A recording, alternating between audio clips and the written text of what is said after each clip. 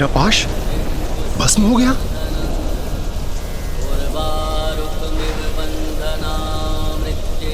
मेरे पाश के भस्म होने का, मेरे इतने बड़े अपमान का कारण यही तुच्छ ऋषि बालक और इसका हठ है, जिसे मैं अब अवश्य भंग करूंगा। देखता हूँ महादेव भी मृत्यु से इसकी रक्षा कैसे करते हैं।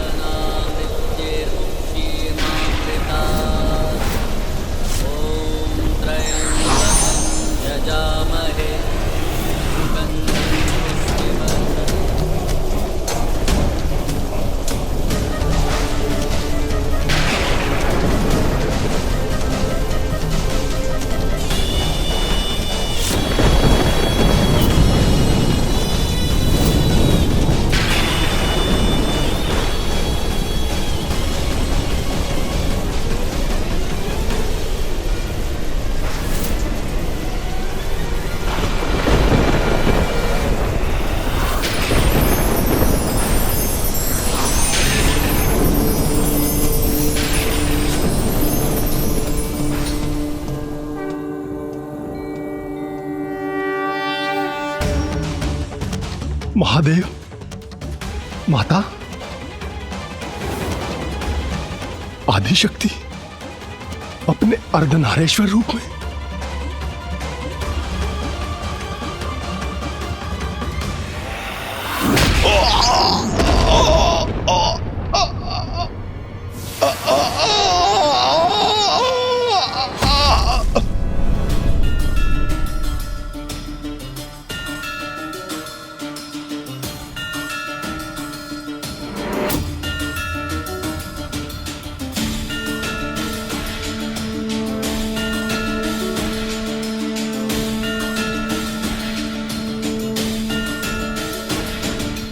पुत्र मार्कंडे, तुम्हारी भक्ति निर्मल, शुद्ध है, पावन है।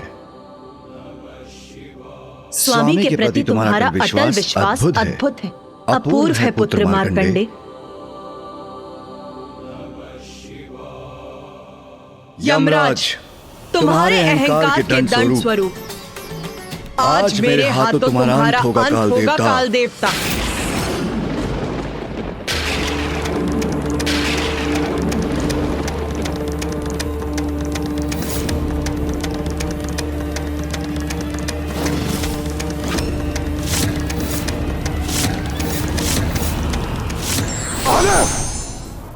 माता पार्वती, माता, ऐसा अनर्थ मत कीजिए प्रभु।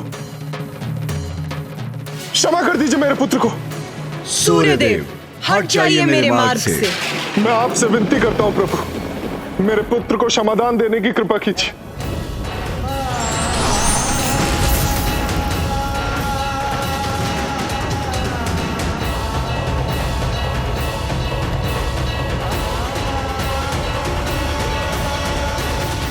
क्षमा कीजिए महादेव, क्षमा कीजिए। माता, यम को यमराज के पद पर प्रतिष्ठित आपने किया।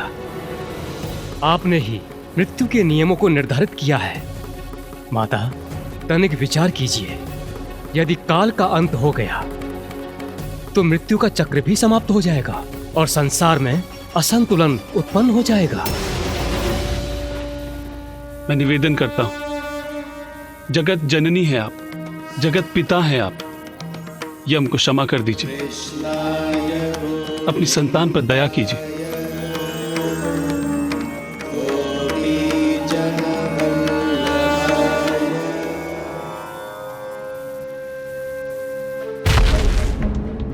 महादेव, क्षमा कीजिए महादेव।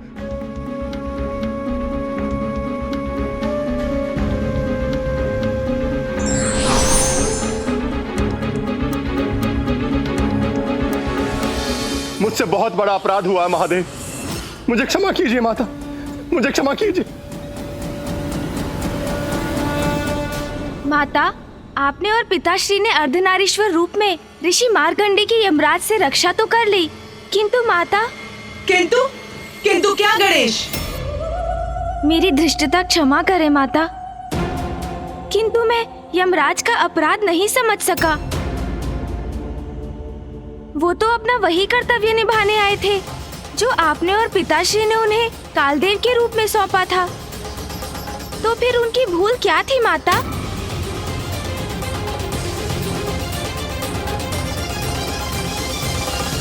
हाँ माता, वो तो आपके ही आदेश का पालन करने के लिए प्रस्तुत हुए थे कि समय आने पर मनुष्य की मृत्यु का होना विधि का विधान है। फिर अपने विधान पर अडिग रहकर यमराज ने कोई अपराध कैसे किया माता? गणेश, कार्तिकेय, यदि प्रश्न तर्क संगत है, उचित है, तो उसे पूछने में संकोच नहीं होना चाहिए। उस दिवस हमसे क्षमा याचना करने के पश्चात यमराज ने भी महादेव से यही प्रश्न किया था। तो माता, पिताश्री ने उन्हें क्या उत्तर दिया? महादेव ने कहा, यम, तुम यही जानना चाहते हो ना कि तुमसे क्या अपराध हुआ? तो सुनो, तुम्हारी पहली भूल मार्कंडे के प्राण को यमलोक ले जाने के लिए तुम्हारा यमदूतों को भेजना, जबकि यह स्पष्ट है संतों ऋषियों के प्राणों को हरने के लिए तुम्हें स्वयं आना चाहिए था। माता भैरवी द्वारा निर्धारित नियमों के अनुसार संतों ऋषियों की आत्माओं को लेने आपको स्वयं जाना चाहिए। यदि प्रत्येक ऋषि और संत के प्राण हम स्वयं लेने जाएंगे तो यमलोक की व्यवस्था कौन संभालेगा? तुम्हारी दूसरी भूल अधिकार के अहंकार में आकर मेरे भक्त मार्कंडे द्वारा की जाने वाली मेरी पूजा में व्यवधान डालना।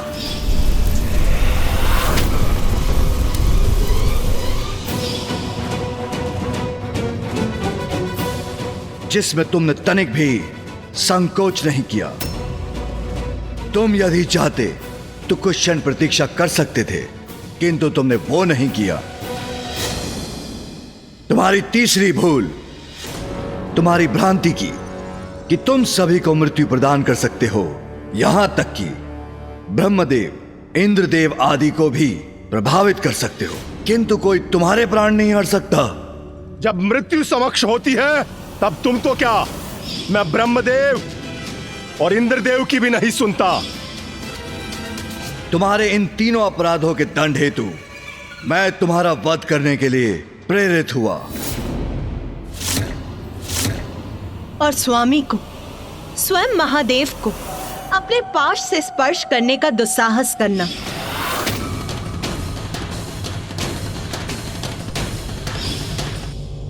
इन सभी में सबसे बड़ा अपराध था। महादेव, माता भैरवी ने मुझे इतना महत्वपूर्ण दायित्व दिया जिसके कारण मुझ में अहंकार जागृत हुआ। मुझे क्षमा कीजिए महादेव, मुझे क्षमा कीजिए माता। यम, मैंने तुम्हें अपने देवी भैरवी रूप में इतना बड़ा कर्तव्य सौंपा और तुम स्वयं को समस्त जीवन का नियंत्रक समझ बैठे। ये बहुत बड़ी भूल है तुम्हारी। तुम्हारा चुनाव एक अत्यंत महत्वपूर्ण दायित्व निभाने के लिए हुआ है, किंतु तुम उस शक्ति का अहंकार कर उसका दुरुपयोग करने लगे। यह सर्वथा अनुचित है। क्षमा कीजिए माता, मुझसे भूल हुई है। विधि का विधान कोई भंग नहीं कर सकता, इसलिए बालक मार्कंडे के लिए उस विधान का अपमान मैं भी नहीं करूंगा। आयु पूर्ण होने पर मनुष्य को मृत्यु अवश्य प्राप्त होनी चाहिए।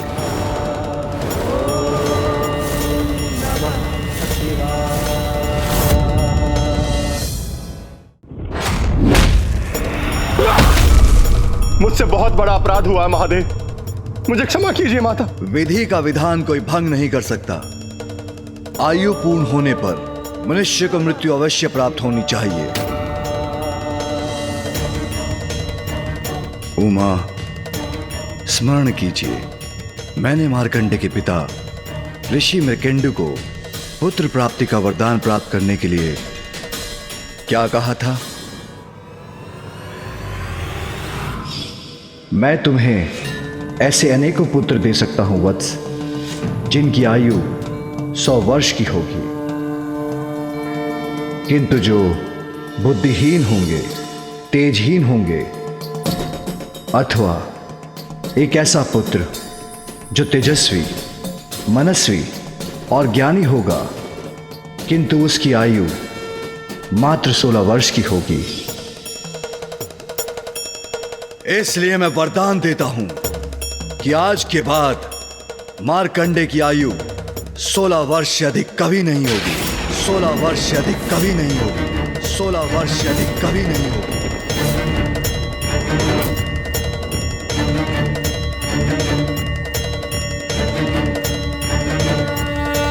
इस अवस्था में यमराज को मार्कंडे को मृत्यु प्रदान करने की कोई आवश्यकता ही नहीं। कर्पूरगारं करुणावतारं संसारसारं भुजगेन्द्रहारं सदा वसन्तं हृदयारविन्दे भवं भवानी सहितं नमामि।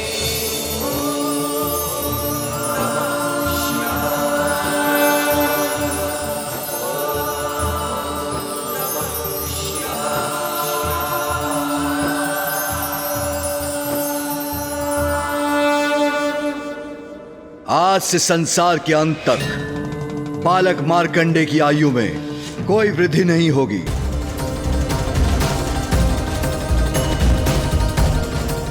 ये सदैव चिरंजीवी रहेंगे। पुत्र मार्कंडे, ये सब तुम्हारी भक्ति और माध्यम से तुम्हारे द्वारा महामृत्युंजय मंत्र के आविष्कार के कारण हुआ। जब तुम अपनी मृत्यु को अपने समक्ष पाकर निरुपाय हो चुके थे, तो तुमने भक्ति और निष्ठा से मुझे पुकारा और तुम्हारे मुख से स्वतः ही महामृत्युंजय मंत्र प्रस्फुटित होने लगा। तब तुम्हें इस मंत्र का महत्व ज्ञात नहीं था पुत्र मार्कंडे, किंतु महामृत्युंजय मंत्र के जाप से ही तुम्हारे प्राणों की रक्षा संभव हुई। और आज मैं ये भी घोषणा करता हूं कि जो भी महामृत्युंजय मंत्र का जाप करेगा, उसकी अकाल मृत्यु कदापि नहीं होगी। उसकी अकाल मृत्यु कदापि नहीं होगी। वो भीषण रोगों से भी मुक्ति पाएगा।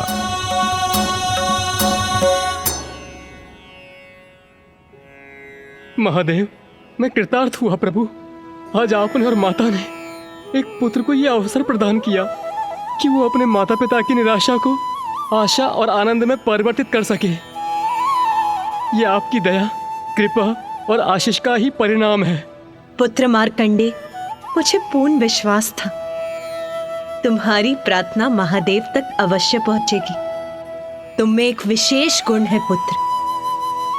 तुम्हारे शब्द हृदय में प्रवेश कर आत्मा तक पहुंच जाते हैं।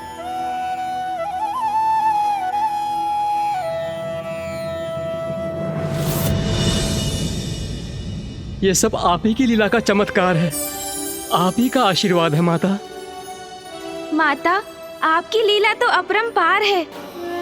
अब सृष्टि का चक्र तो पूर्ण हो चुका था ना माता, क्योंकि अब तो माता भैरवी के रूप में आपने मृत्यु की भी रचना कर दी थी।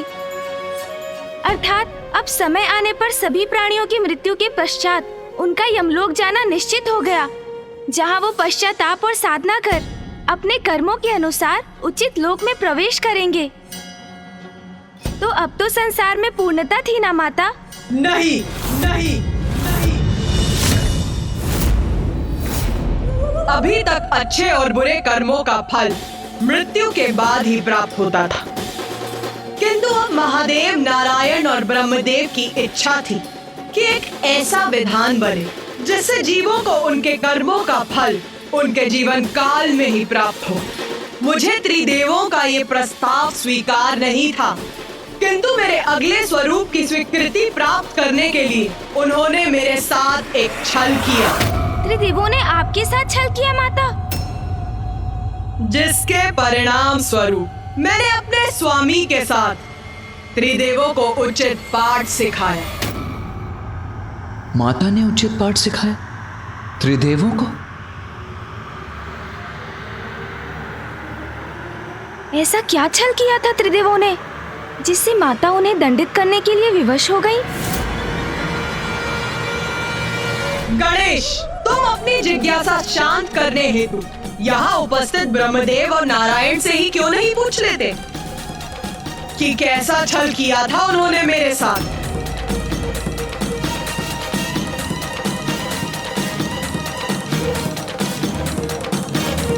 देवी, उस समय हमने जो भी किया था लोक कल्याण के हित के लिए किया था। किंतु मामा जी, आप सभी ने ऐसा क्या किया था?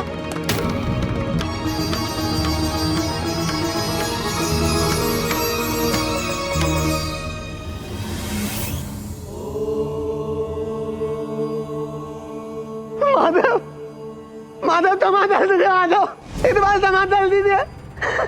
आधे देती भूल नहीं होती माधव।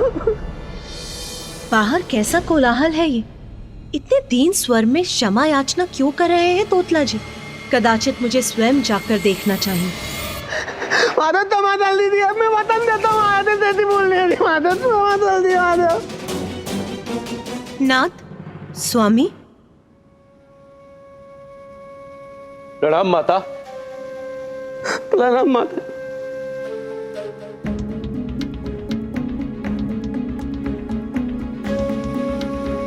किस अपराध की क्षमा मांग रहे हैं तोतला जी? नंदे, तुम ही बताओ। जी प्रभु। माता, कैलाश के उपवन में कुछ मृग आकर यहाँ के फल खाने लगे। तोतला ने उन्हें देखा और उन्हें वहां से भगाने के लिए कंकड़ फेंककर उन्हें आहत करने लगा। कुछ कारण से मैं वहां गया था तो मेरी दृष्टि तोतला की इस दुष्टता पर पड़ गई। ऐसा भय का भाव उनके नेत्रों में देखकर माता, उनकी इन दीनता के भाव से किसी का भी हृदय द्रवित हो उठे। ये तो सर्वथा अनुचित है तोतला जी। निर्बल असहाय जीवों को भगाने का विचार भी कैसे आया आपके मन में? माते, माता मुझे टमाटर दीजिए माते। आधे से नहीं होता माते। मैं उन्हें तेलाते उपन तो पलटाते देता, तब ना तेला तो बैठा था माते। माते भूल नहीं होती माते। भूख प्यास से त्रस्त कैलाश पर आए और उन्हें यहाँ निर्दयता से भगा दिया जाए, ये तो अनुचित है। ऐसा पुनः नहीं होना चाहिए तोतला जी, इसका स्मरण रखिए। अब जाइए यहाँ से। माता, मैं तुम्हें अल्लाह तुम ना माता है।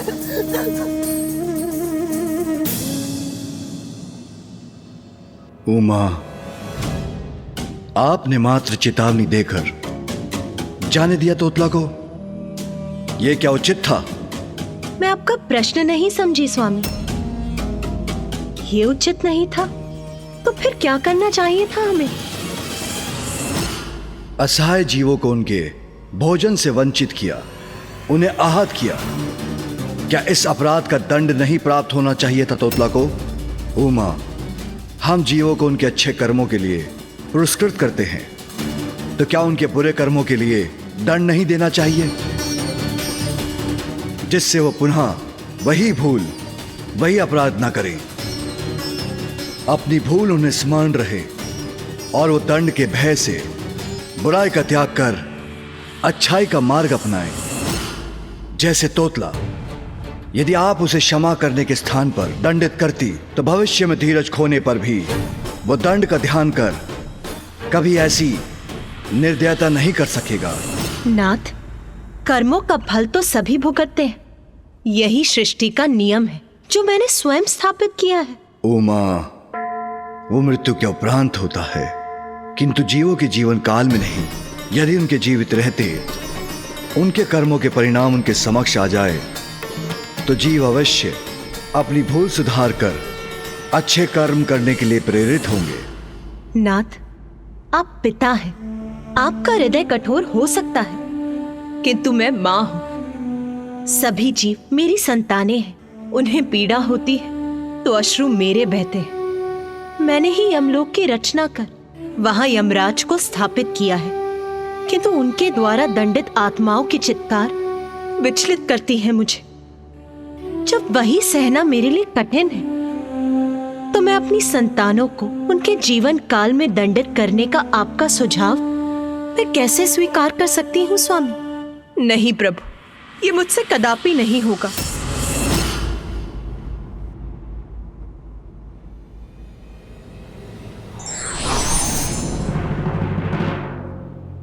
नारायण, मैंने देवी पार्वती से संवाद किया, किंतु जीव उसी जीवन काल में दंडित हो यह आपकी बहन को कदापि स्वीकार नहीं। परंतु ये महत्वपूर्ण है महादेव। जीवों को उनके जीवन काल में ही उनके कर्मों का महत्व समझना आवश्यक है। इससे उनके हृदय में धर्म के प्रति आस्था बढ़ेगी, और यदि अधर्म ने उन्हें अपनी ओर आकर्षित भी किया तो वो उससे दूर रहने के लिए प्रेरित रहेंगे। इसलिए जन कल्याण हेतु हमें देवी पार्वती को कोई न कोई उपाय कर इस बात की स्वीकृति लेनी ही होगी। मेरा प्रयास तो विफल रहा, किंतु आप तो लीलाधर हैं नारायण। अब आप ही कोई लीला रचिए, तब उमा श्री महाकाली के सप्तम रूप को प्रकट करेंगी। उनके उस स्वरूप का प्रकट होना अब संसार के लिए अति आवश्यक है। उचित है महादेव। महादेव, बहुत समय हो गया आपने ब्रह्मदेव को, देवी सरस्वती को, मुझे और देवी लक्ष्मी को अपने यहां भोजन पर आमंत्रित नहीं किया। नारायण, हम इतने महत्वपूर्ण विषय पर संवाद कर रहे हैं और आप अकस्मात भोजन की बात करने लगे। महादेव, मैं अपनी लीला तो तभी रच सकता हूं जब मैं स्वयं देवी पार्वती के समक्ष रहूं। आप बस हम सभी को अपने यहां भोजन पर आमंत्रित कीजिए, अन्य सभी कुछ आप मुझ पर छोड़ दीजिए। किंतु हां, स्मरण रहे, सामान्यतः आप अल्पाहार करते हैं, परंतु हां, कल जब आप हमारे साथ भोजन करेंगे तो आपको अपना अल्पाहार त्याग कर कहीं अधिक भोजन खाने का कष्ट उठाना पड़ेगा। मेरी लीला में, मेरी योजना में आपका महत्वपूर्ण भाग है जो आपको निभाना ही होगा। किंतु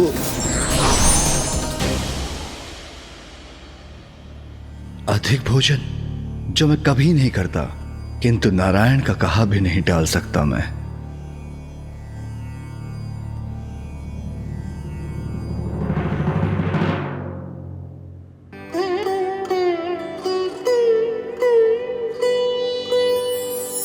स्वामी,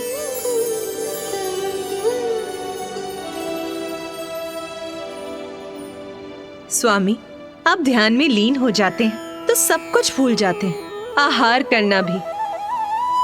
लीजिए, पहले फलाहार कर लीजिए, उसके बाद पुनः ध्यान कर लीजिएगा।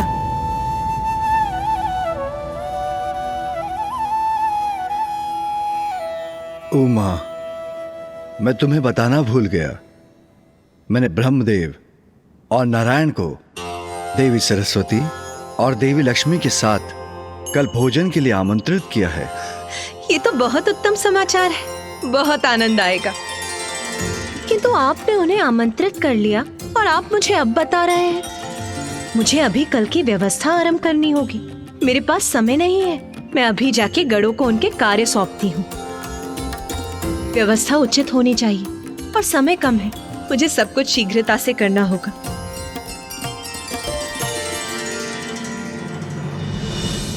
कल जब आप हमारे साथ भोजन करेंगे तो आपको अपना अल्पाहार त्याग कर आपको आवश्यकता से कहीं अधिक भोजन खाने का कष्ट उठाना पड़ेगा। मेरी लीला में, मेरी योजना में आपका महत्वपूर्ण भाग है जो आपको निभाना ही होगा।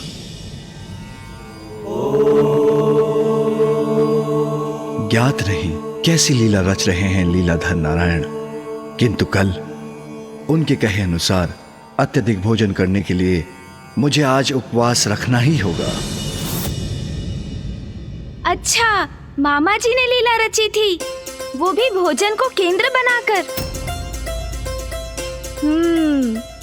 ये तो बहुत ही रहस्यमय लीला प्रतीत होती है।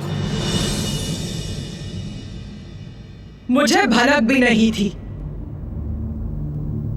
किंतु ये सब मेरे अगले स्वरूप को प्रकट करने के लिए किया जा रहा था। गणेश, तुम्हारे मन में पुनः एक प्रश्न की उपस्थिति का भान हो रहा है मुझे। पूछो, शीघ्र पूछो अपना प्रश्न। माता, आप ही संसार की जन्मदायिनी हैं, सर्वज्ञ हैं, किंतु फिर भी आप मामा जी नारायण की योजना नहीं समझ सकी।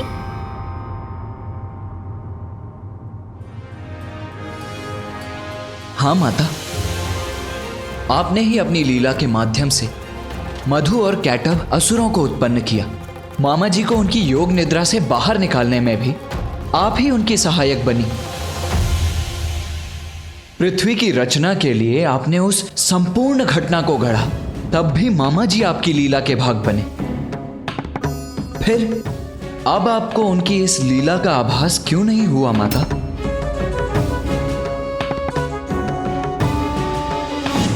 उत्तम उत्तम प्रश्न पूछ रहे हो तुम दोनों।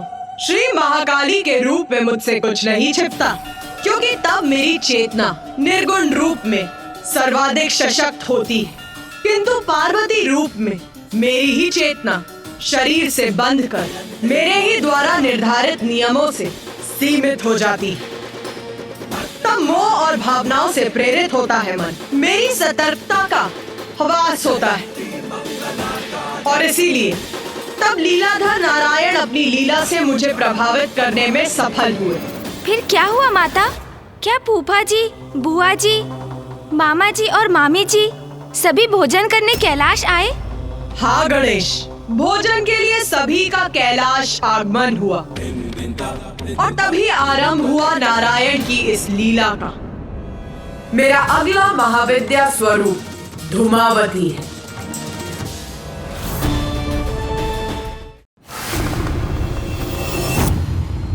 अति उत्तम। इस बार की भोजन की व्यवस्था तो पूर्व से भी अधिक उत्तम प्रतीत होती है। भोजन को देख के ही उसके स्वाद का अनुमान लगाया जा सकता है।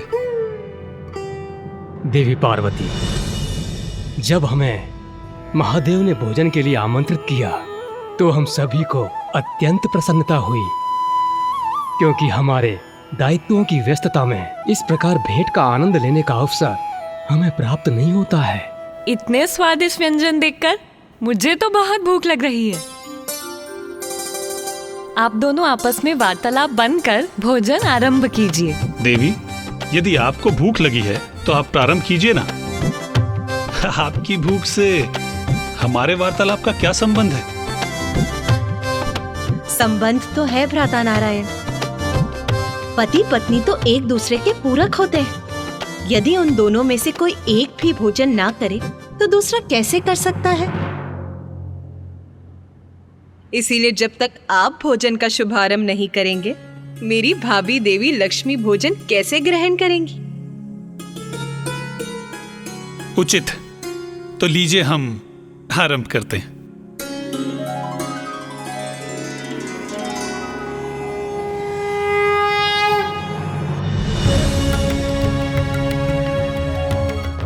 देवी पार्वती ने उचित कहा।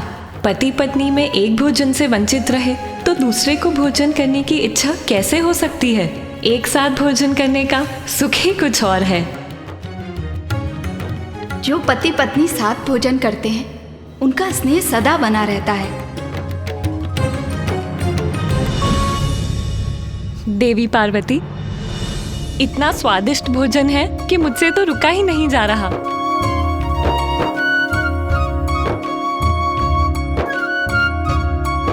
देवी पार्वती, अब बस भी कीजिए।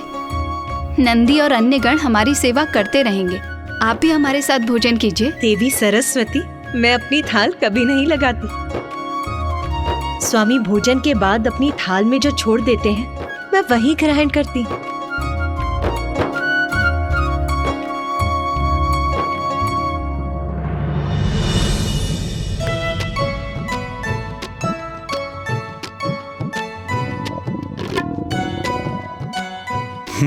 प्रतीत होता है बहन पार्वती को भी भूख लगने लगी। यही तो चाहता था मैं।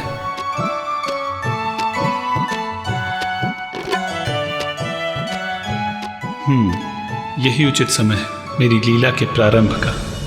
स्वामी को सदा मेरा स्मरण रहता है। मेरे प्रति उनके स्नेह का परिचायक है ये भोजन।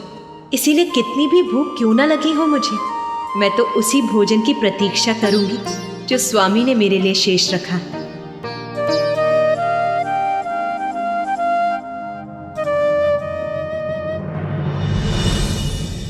महादेव, आपने वचन दिया था कि आज आप अधिक मात्रा में भोजन करेंगे, तो फिर आप अपनी थाल पर भोजन क्यों छोड़ रहे हैं? क्योंकि नारायण, मैं तो सदा उमा के लिए भोजन शेष रखता हूं। महादेव, आज आप देवी पार्वती के लिए भोजन कदापि शेष नहीं रखेंगे। नारायण, ये आप क्या कह रहे हैं? भोलेनाथ, आज कोई प्रश्न नहीं। जब आपने सब मुझ पर छोड़ा है तो मेरी लीला मेरे अनुसार ही होने दीजिए।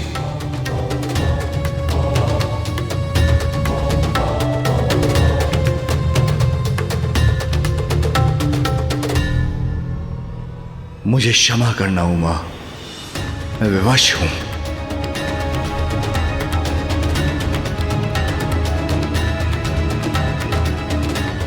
नारायण को वचन दिया है, इसलिए मुझे ऐसा करना ही होगा।